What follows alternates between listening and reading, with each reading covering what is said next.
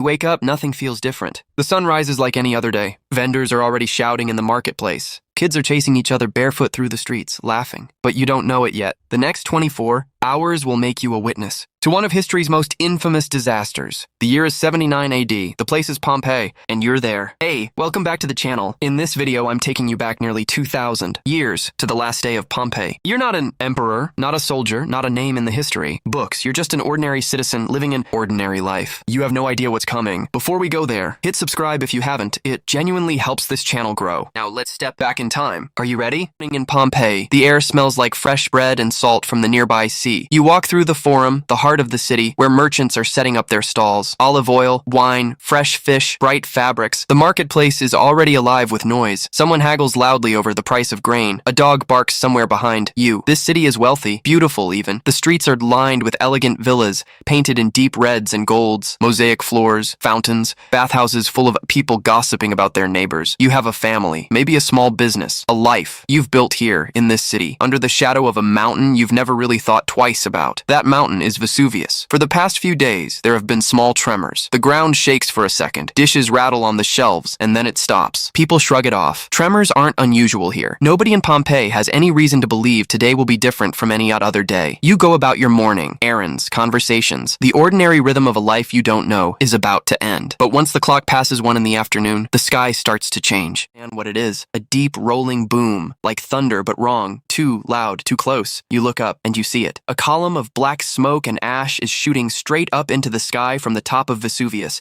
climbing higher and higher, spreading out at the top like the branches of a massive twisted tree. For a moment, the entire marketplace goes silent. Everyone is looking up. Then someone screams, and the silence breaks. All fine, gray, and warm, like snow. That shouldn't exist. It settles on your shoulders, in your hair, on the ground around your feet. Within minutes, it's coming down harder. Pumice stones, white light, porous rocks start raining from the sky, bouncing off rooftops, striking people in the streets. The air smells like sulfur, like something burning deep underground. Your heart is pounding. Around you, people are running in every direction, some toward their homes, trying to gather their families, others already sprinting toward the city gates. You have a choice to make. Do you run now, leaving everything behind? Or do you go back for the people you love first? You choose to go back. You push through the crowd, ash stinging your eyes, the sky above you turning a sickly shade of orange-gray, the sun blotted out like it's the middle of the night. You decide to run, but the streets are already packed. Ash is falling so thick and fast that it's piling up in the streets, ankle deep, then knee deep. Roofs are groaning under the weight, some collapsing entirely, with a sound like cracking bone. People are covering their faces with cloth,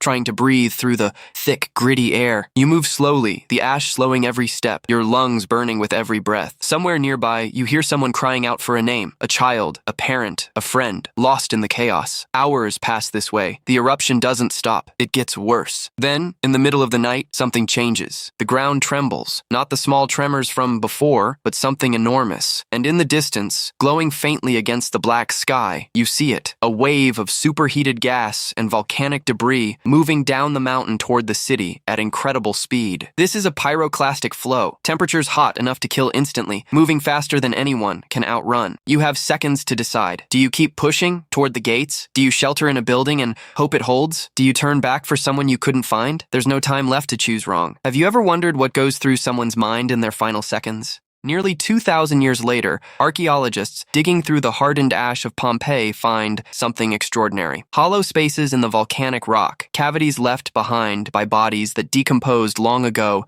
leaving a perfect mold of their final moment. Researchers pour plaster into these voids, and the shapes that emerge are haunting. People curled up together, arms wrapped around each other, faces frozen in expressions caught between fear and surrender. These aren't just archaeological artifacts. They're the last physical trace of a moment like the one you just lived through. A person, just like you, who woke up on an ordinary morning and never got to see the next day. 2,000 years later, that last moment is still being studied. The people tracing your story today are still trying to understand that day through your eyes. That's the story of Pompeii's last 24 hours, told the way it might have felt to actually live through it. If you made it this far, let me know in the comments. What do you think you would have done that day? Run for the gates or stay behind for your family? Hit subscribe if you want more videos like this one. See you in the next